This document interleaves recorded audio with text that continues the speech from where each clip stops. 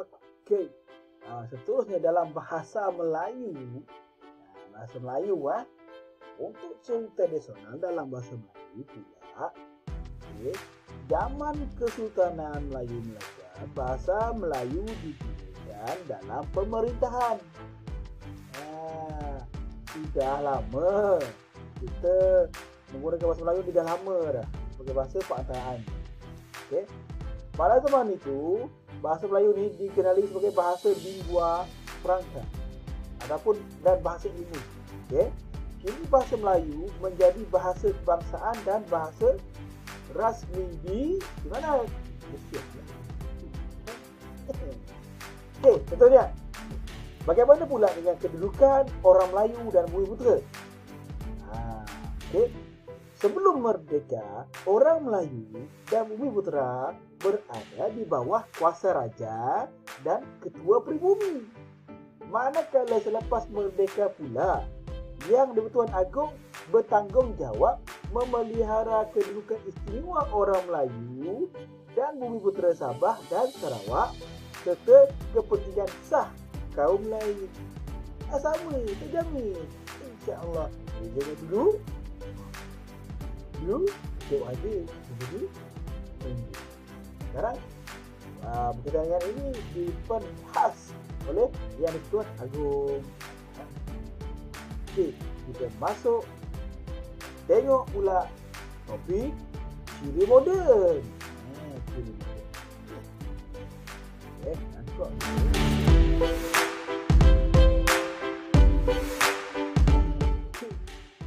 Baik, seterusnya. Okey, untuk ciri moden dapat dilihat dengan dalam tiga.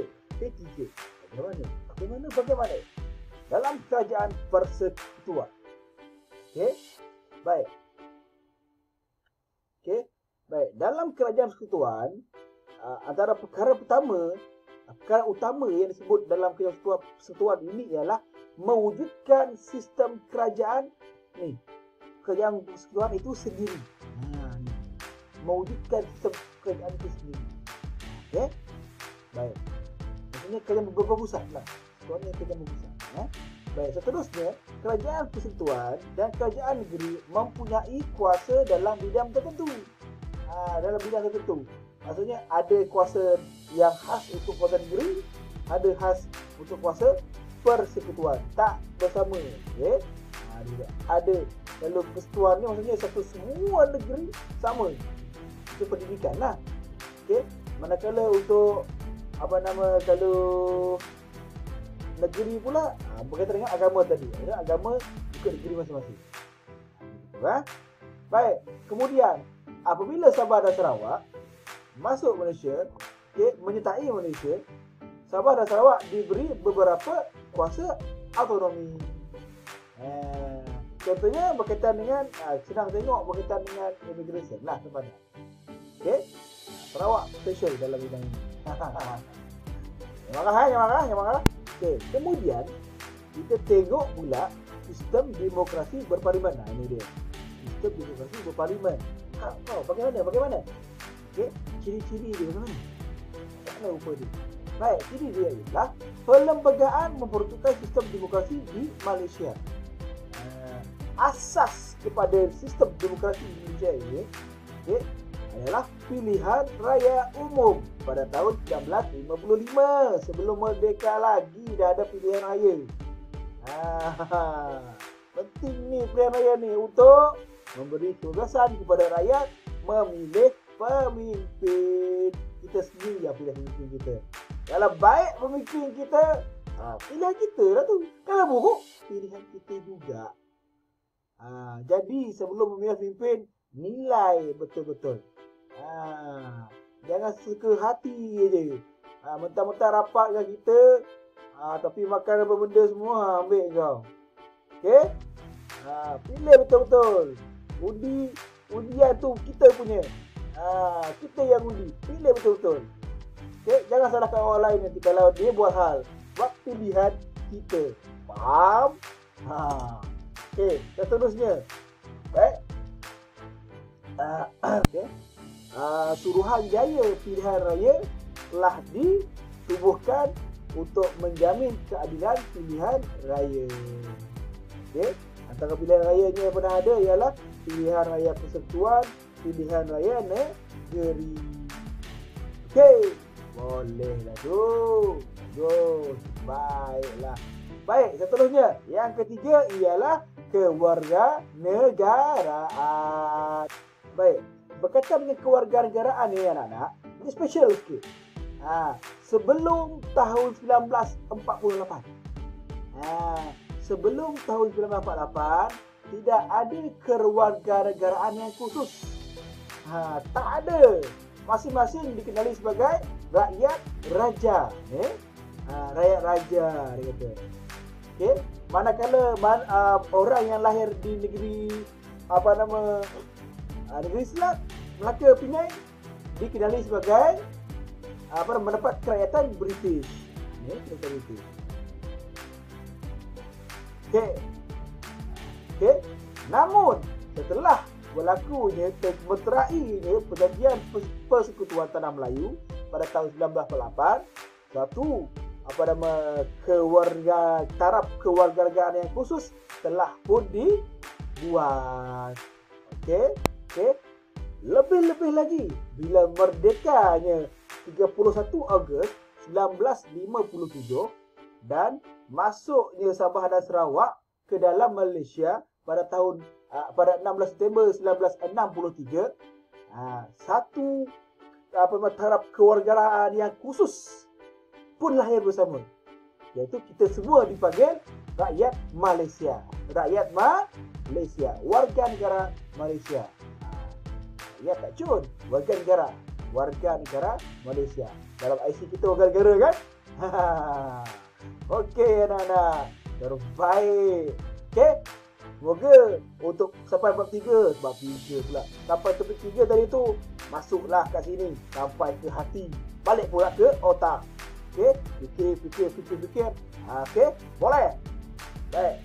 Seterusnya topik yang keempat, perpindahan perlembagaan persekutuan. Okey, anak-anak, pindaan perlembagaan ni maksudnya perlembagaan itu sendiri boleh diubah. Tapi taklah boleh diubah sewenang-wenangnya. Okey, ada prosedur khas dia, ada prosedur formal dia yang boleh mengubah. Mungkin ada benda khas lah, mungkin keputusan majoriti ke. Okey, taklah boleh sewenang-wenangnya. Okey, tengok ni, Perlembagaan Persekutuan Tanah Melayu 1997 dipindah selepas pembentukan Malaysia pada tahun 1963. Maksudnya perlembagaan yang ada pada tahun 57 tu dipindah setelah Malaysia terbentuk. Okey, 63 tu dipindah. Maksudnya boleh berubah lah. Undang-undang Malaysia kan memang boleh ubah. Okey, undang-undang Allah tak boleh ubah. Okey, kesana untuk diri sendiri. Baik. Juga pada tahun 1965, okey, usul pindaan perlembagaan iaitu pindaan Singapura pun pernah dibuat. Boleh diubah lagi. Okey. Baik, seterusnya. Okey, pindaan perlembagaan pada tahun 1963. Apa yang berubah? Apa dia yang berubah? Okey, struktur Mahkamah Atasan. Dah macam Papa Zola dah bunyi dia tu. Baik. Pertama, struktur Mahkamah Atasan. Okey, apa dia? Mengikut Mahkamah Atasan adalah mengikut model Mahkamah Tertinggi England yang membahagikan Mahkamah Atasan dan Mahkamah Rayuan. Sekarang lah kan. Okey, seterusnya Mahkamah Atasan diwujudkan, okey, iaitu Mahkamah Persekutuan. Mahkamah Atasan di PTM, Sarawak dan Sabah serta Singapura. Okey, Mahkamah Persekutuan boleh mendengar pertikaian kerajaan persekutuan dan negeri. Di Borneo pula, okey, Sabah, Sarawak. Okey, baik. Mengekalkan Mahkamah Tinggi Melaya, namun mewujudkan Mahkamah Tinggi Borneo. Okey, berperanan urus soal kehakiman di Sarawak dan Sabah. Pada tahun 1963, Jabatan Ketua Hakim Borneo diwujudkan. Okey, pada tahun 1994 diubah Ketua Hakim Sarawak dan Sabah. Sebelum ni Ketua Hakim Borneo tu berpusat di Sarawak, misalnya. berpusat di kucing. Okey. Memang berpusat di kucing lah. Namun pada tahun 1994, jawatan Ketua Hakim Borneo ni pun diubah kepada Ketua Hakim Sarawak dan Sabah. Seterusnya, jawatan yang di-Pertuan Negeri. Untuk Sabah dan Sarawak diketuai oleh yang di-Pertuan Negeri. Kita tak ada raja, jadi di-Pertuan Negeri. Baik, kita perlu mengikut nasihat Majlis Tinggi Sarawak yang mereka perlu mengikut nasihat Majlis Tinggi Sarawak dan Kabinet Negeri Sabah. Itu berkaitan dengan pentadbiran lah. Maksudnya yang Pertuan Negeri ini mereka bertindak mengikut undang-undang tu. Untuk makluman juga, yang Pertuan Negeri Sarawak dan Sabah ni, mereka dilantik oleh Yang di-Pertuan Agong. Dilantik oleh Yang di-Pertuan Agong. Seterusnya.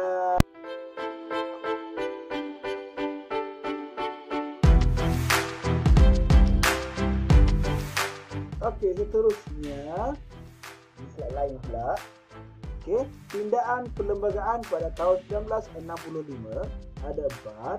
Yang pertamanya, Tunku Abdul Rahman selaku Perdana Menteri Malaysia pertama membawa usul pindaan perlembagaan yang dinamakan Pindaan Singapura di Parlimen pada tahun 7 Ogos 1965. Ini gambarnya.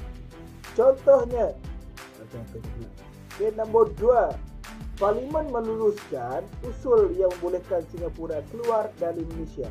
Maksudnya Singapura keluar pada Malaysia. Nombor 3, oleh itu semua perkara berkaitan dengan Singapura dimansuhkan dalam perlembagaan Malaysia. Boleh berubah lagi. Singapura keluar pada Malaysia. Dan nombor 4, contohnya dari segi immigration, kewangan, hubungan luar negara dan pertahanan. Ini pindaan yang pernah berubah lah.